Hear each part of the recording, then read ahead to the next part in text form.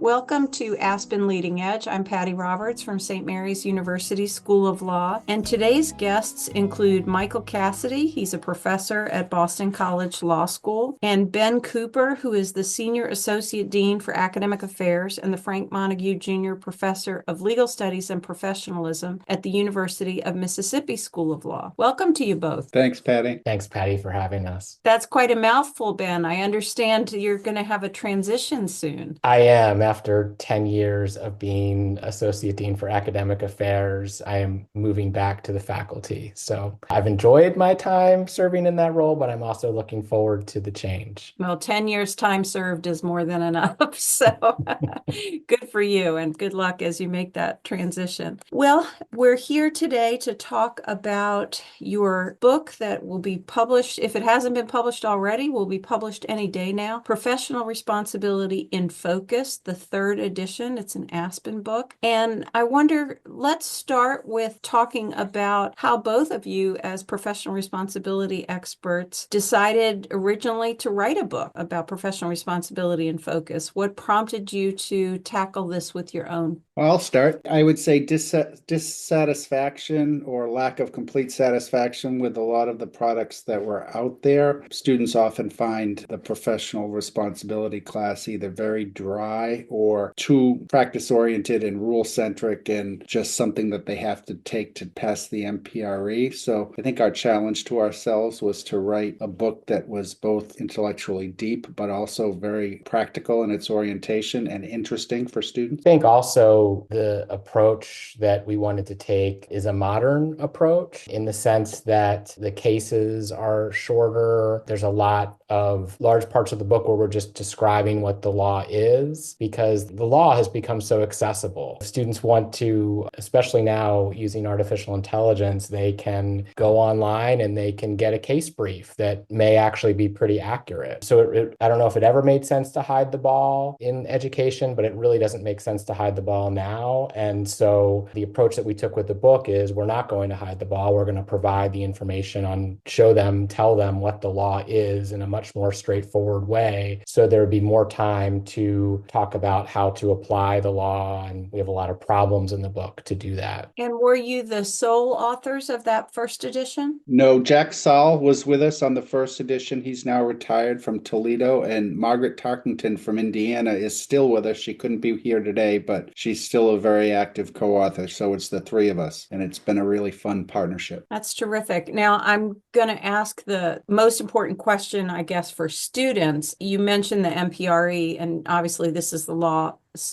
that apply to professional responsibility, much broader than the MPRE. But I'm assuming that students who use this book will also feel prepared to take the MPRE? Absolutely. I just got a note from a student today who's thanked me for class this semester and said that she felt very prepared for the MPRE. And one of the things that we do in the teacher's manual and the materials that are accessible for adopters is we provide multiple choice questions that go with each chapter that are MPRE style multiple choice questions. Now, over the course of now writing 3 editions, what have you seen as the most significant changes in professional responsibility that required your retooling in the book? Well, certain states have taken innovative approach to the unauthorized practice of law, allowing proposals such as sandbox proposals to have paraprofessionals perform certain functions. So we've kept a track of those developments in our chapter on the legal profession. We've also, and this is largely Margaret's work, but we all review each other's chapters, we've taken the notion of professional identity formation very seriously because it's now an ABA standard, ABA 303, that law schools need to give students training and exposure to issues of professional identity formation. And we think that the PR course is the best course to do that. So we start right out of the box with a chapter on role identity and the professional identity of lawyers. And it's a very rich chapter that we have added to in the last 2 editions to satisfy that standard and to situate the students' thinking in terms of who they represent and how they parse responsibilities to the system, to their client, and to themselves. Well, I appreciate that. I know that law schools struggle with the idea of where to fit that. And I agree with you. Professional responsibility sounds like an ideal place to put it. And Michael, you are an expert in prosecutorial ethics. ethics also, aren't you? And I imagine that's something that you've been able to include in the professional identity formation work. I have, and we have 2 chapters that are focused on criminal practice, which isn't always the case with PR casebooks. We have a chapter on the special responsibilities of prosecutors and a chapter on the special or unique responsibilities of criminal defense lawyers. Excellent. And you mentioned the sandbox work being done in some states, and of course, the licensing, limited licensing that's happening with paraprofessionals. And Ben, what sorts of interesting challenges do you think that brings to not only teaching PR, but the practice? Sure, that's a big question, isn't it? So, and I guess I'll first want to address something else in the book related to your question, which is one of the chapters that I've written is the access to justice chapter. And it's a topic that I don't know always gets sufficient treatment in other books, but it's near and dear to my heart for sure. I was on the ABA Commission for the Future of Legal Services, and a lot of the work that we did on that, I was a co-reporter for that commission. And a lot of the work that we did was on the topic of access to justice and thinking about how changes to the regulation of the practice of law, in particular, the changes that Mike mentioned to practice of law in partnerships with non-lawyers and non-lawyer investment in legal practices and how that might impact access to justice. And then the licensure changes that you just mentioned, Patty, how opening up the practice to non-lawyer professionals might also improve access to justice. So, we have that information. My work on that ABA commission really developed my interest in that topic, and you can find that discussion in our book. Not sure I answered your question, but I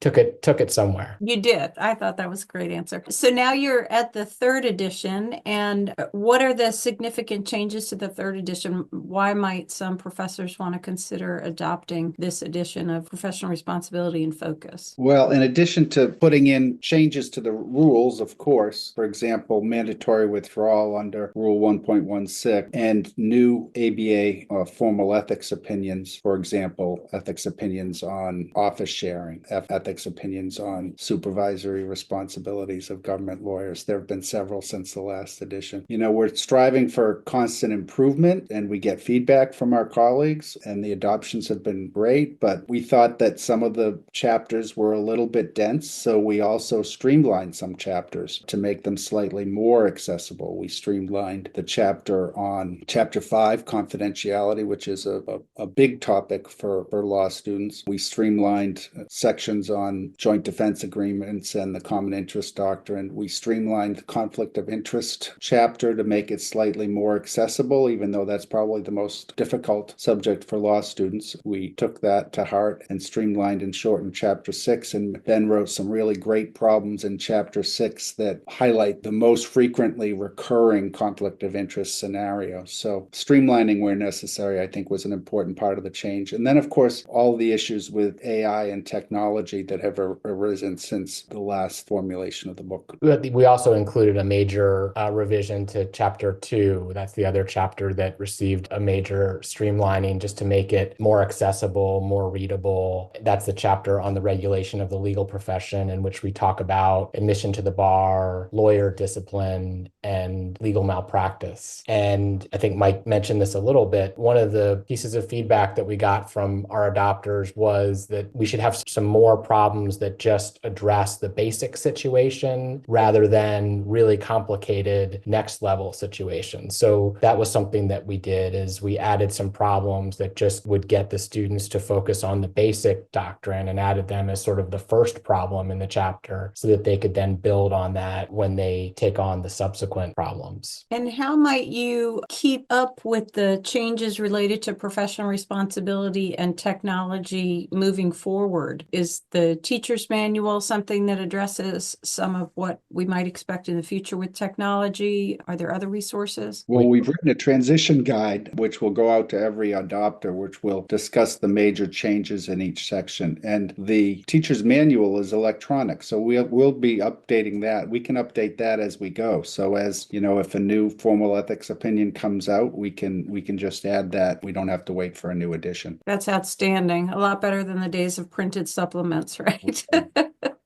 I should say, Patty, that when we say accessible, I think we both mean accessible both for students and for faculty. I've been associate dean twice, and I know that sometimes there are people on your faculty who have 1 or 2 feet firmly embedded in legal ethics, like Ben and Margaret and I do. And then there are some people who teach professional responsibility as a service course, but their main interests in terms of research are elsewhere. We wanted to make a book that was accessible for faculty who fall into the latter category, for whom legal ethics might not be their primary research focus. Not only do we have answers to the problems in the teacher's manual, but we have 2 very thorough and complete syllabi. One, if proposed syllabi, if it's going to be a 2-credit course, 1 sample syllabi if it's going to be a 3-credit course. And we tailor the teacher's notes and the PowerPoints in the teacher's manuals for faculty who might be teaching professional responsibility as a service course. I think that's a really great point. And that was part of the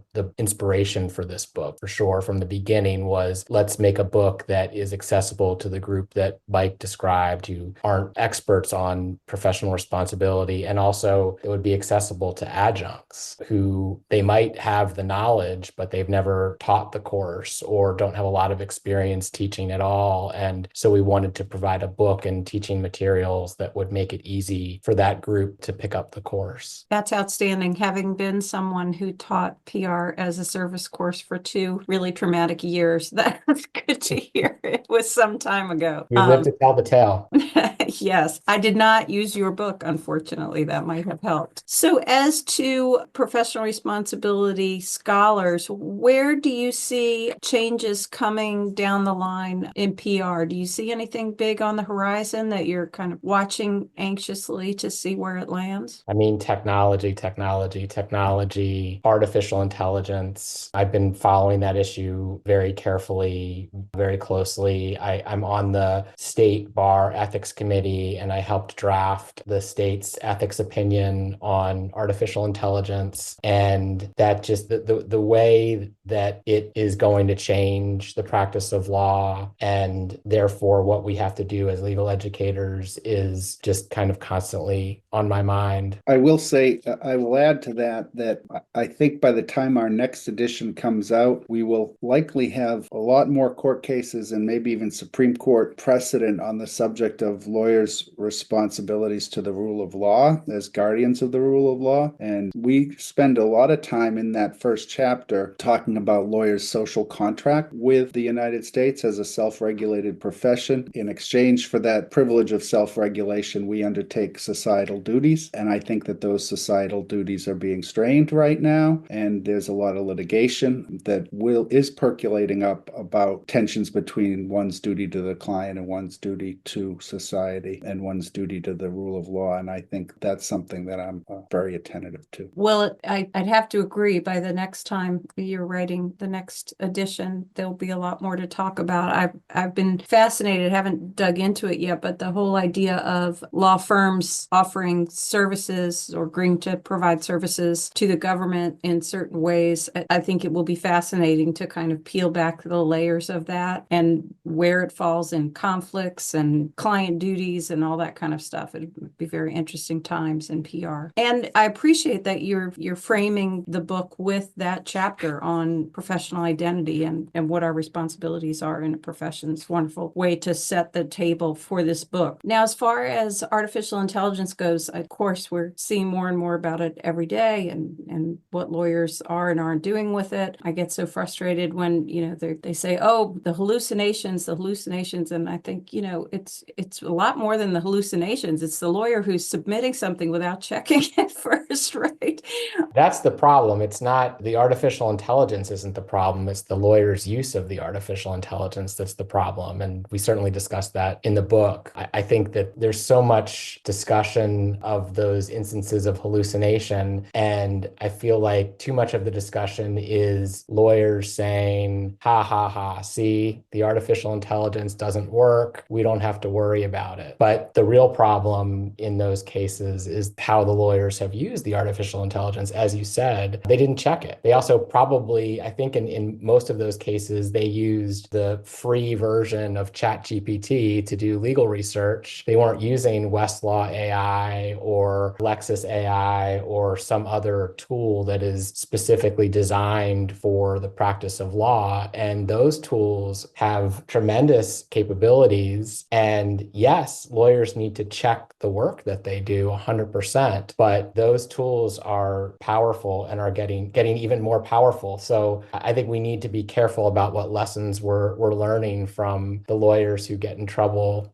from the use of AI. I agree. It hits headlines, but with West and Lexis and all of that doing these or making these very powerful AI models, we've got to teach our students how to use them because the firms hiring them will expect them to know how to use these models. So as far as the ethics rules go nationally, do you have any sense of how many states have an AI rule now or what the consensus is around use of AI by the majority of states? I think that most of the opinions, I want to say that it's roughly a third of the states that have an opinion on artificial intelligence, have an ethics opinion on artificial intelligence. And I think that most of what is being said by the various ethics committees is in line. It's pretty similar, discussing the duty of competence, the exact duty that we were just talking about, that you need to understand it. And then you need to understand the technology and also how to use the technology. And you need to check the output from the technology. And I think the other major issue that comes up, and again, we discuss it in the book, the second most important issue is confidentiality because of the way that these systems work. And they're asking to get an answer from it, you have to put information into it. And if you put confidential information into it, you need to understand where that information is going and who might have access to it. So the states, I think for the most part, the opinions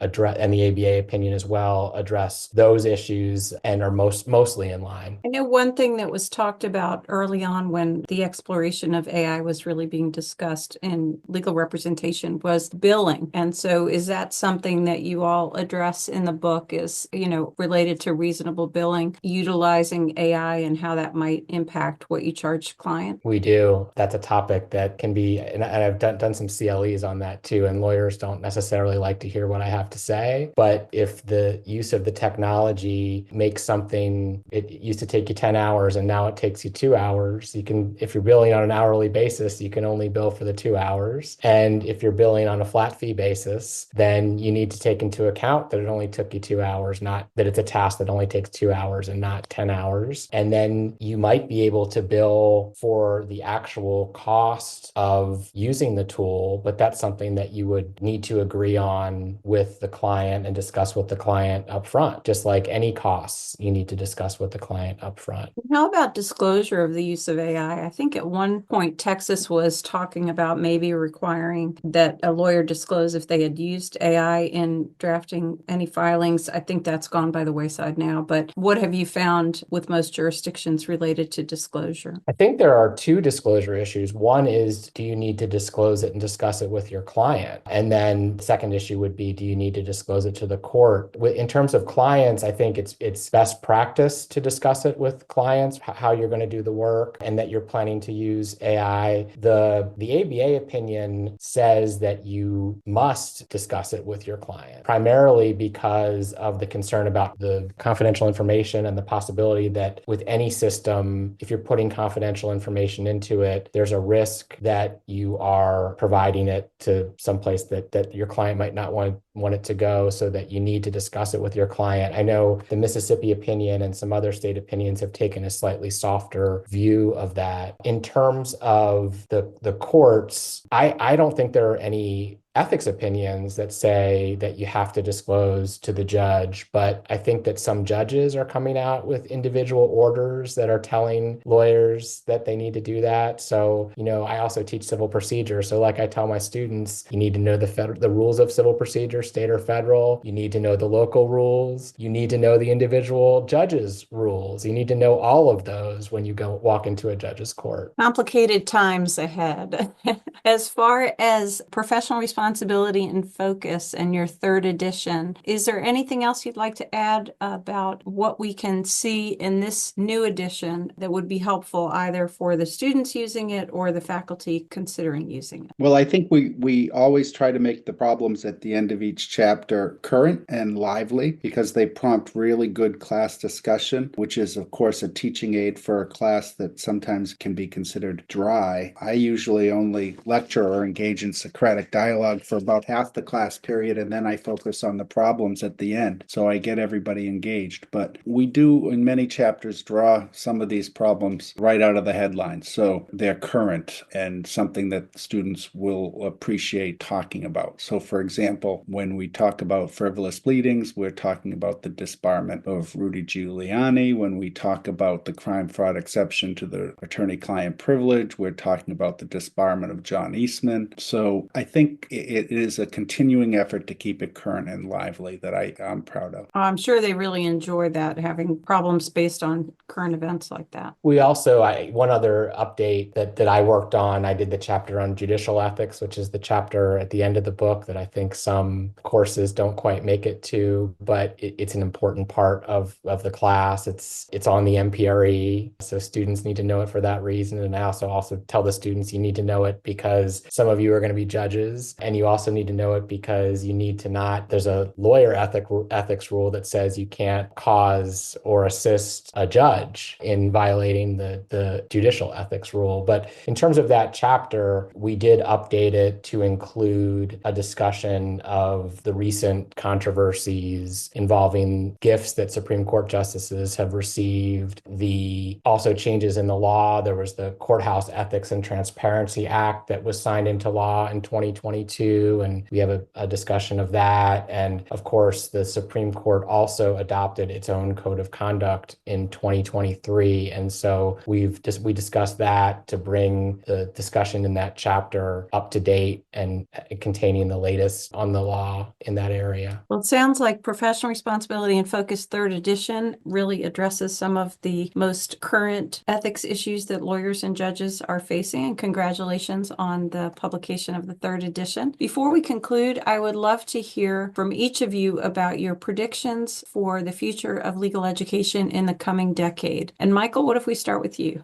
Sure. So predictions on the future of legal education, that's a tough one. I think with the tendency towards the next gen bar and the narrowing of the topics that will be tested on the bar exam, I think that we will continue to see momentum towards experiential learning at law schools. And we may even see more schools experimenting with more affordable ways to convey a legal education, such as shortening the time period maybe to 2.5 years. And Ben? Well, we've talked a lot about AI, and it's going to be constantly on our minds as legal educators, how it's impacting the practice of law and what that means for how we need to educate our students. The other one that I've been thinking about recently is whether we might see more specialization in legal education. And what's gotten me thinking that is the licensure of paraprofessionals in several states that we've discussed. And in those states, the paraprofessionals typically need to get an education in the specialized area in which they're going to practice, whether it's family law or landlord-tenant law. And it's quite striking to me that we don't require the same of our law students. So there's actually an argument that those paraprofessionals are more competent to perform basic tasks in a particular area of the law than law school graduates are after a 3-year JD degree. And that's concerning and something that I think we should be thinking about in legal education. That's a really interesting point. Well, I thank you both for joining me today,